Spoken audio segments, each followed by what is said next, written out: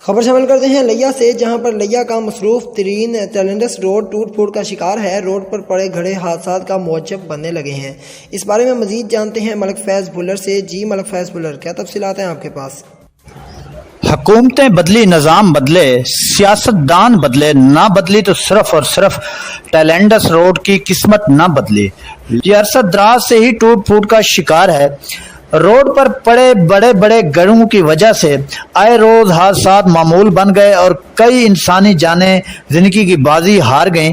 اہل علاقہ کے لوگوں نے وزیر اعلیٰ پنجاب اور متعلقہ ممبر قومی اسمبلی اور متعلقہ ممبر صوبائی اسمبلی سے بھرپور مطالبہ کیا کہ ٹیلنڈس روڈ پر نظر ثانی کریں تاکہ آئے روز حادثات سے عوام کو نجات مل سکے۔